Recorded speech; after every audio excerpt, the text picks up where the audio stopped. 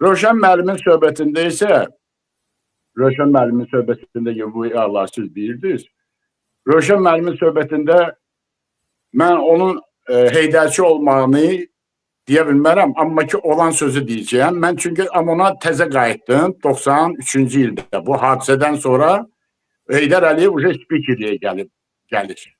O uca Milli Məclisdə otururdu. Bilmirəm uca spiker idi, yoxsa orada uca otururdu İsa Qəmbər'in yerində. Onu dəqiq deyə bilmərəm. Biz onu gözlədik. Rövşən məni təqdim eləmək istəyirdik. Dedi ki, görüşüm var, onu ilə bir yerdə getdik. Çünki onun mühafizəsi, Heydər Əliyev mühafizəsi bizdə idi, Amonda idi. Mən də təzə gəlmişəm. Şəxsi heyət qalıbdı, deməli, qardaşının evində qalan vaxtları idi. Onun evinin binasını da qoruyurdıq. Özü ilə də kəşfiyyat rotasının uşaqları onu mühafizə edirdi. O hara gedirdi, o ilə gedirdi uşaqlar. Deməli, Heydər Əliyevlə mən birinci kere Rövşənin hesabında Milli Məclisdə görüşmüşəm. Orada tanış elədim bəni ki, gözlədik. O gözləyən vaxtında mən bir söz dedim. Mən siyasətlə ki, belə məşğul olmamışam. Mən vuruşan adam olmuşam da, yəni mənim işimin başqa olub. Rövşən müəllimə bir daha onu soruşdum ki, Rövşən müəllim, bu nöçün getirdiniz? Qayıtdı dedi ki, bir dənə söz dedi, bunu mən açıqlayıram. Dostlar arasında danışmır, bu var bu söhbət. Qayıtdı ki, bu deyib ki, mən Qarabağ məsələsini başlamışam, mən də qutaracağım. Şimdi Qarabağ məsələsi, bu söhbət, bu ancaq Heydər Əliyevin haqqında dediyi mənə sözdür. Mən ondan sonra da dedi, daha ona sual verməmişəm. Ondan sonraki onların əlaqəsindən heç vaxtında da heç yerim olmayıb. Başa düşmədim. Kim deyibdi ki, Qarabağ məsələsini mən başlamışam? Heydər Əliyev. Heydər Əliyev.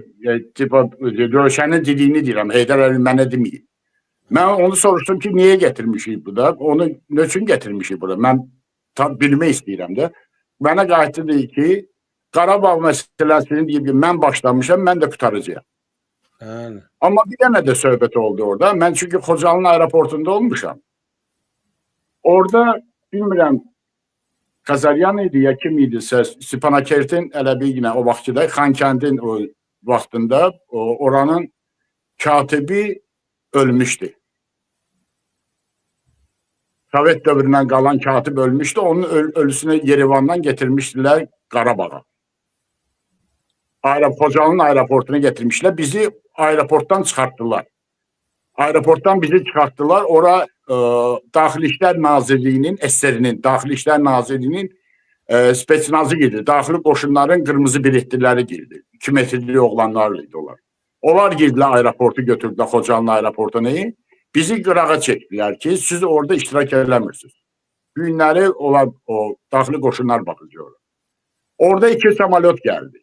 2 samolyot geldi, o tabutunu düşürttülər. Adamlar var idi Yaksoruk'un içinde. Oradan düştü.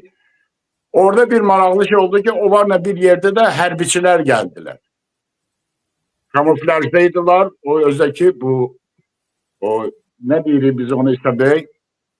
O kartanı koyduğumuz şey planşetle o planşetle geldiler.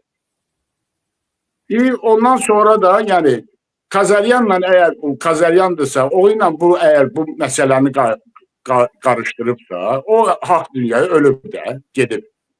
Bu kiminin torpağı qaytaracaq? Bu ben bir o versiyanı özümdə fırlaşdırdım ki, yani ben 91-ci ildə orada olanda onu görmüşəm, Kazaryanın getirilməyini görmüşəm. Onda starşı mən idim Xocalının aeroportunda. Orada müəmmalı onda qaldı ki, bu nətər barışlayacaq, daha sesimi çıxarmadı. Ondan sonra da ki, o Heydər Əliyevlə görüşmür. Çünki o Daxili İşlər Naziri müavini idi. Mən də onun komandiriydim. Mən öz işimlə məşğul olurdum. Rövşən Cavadov isə öz işiylə məşğul.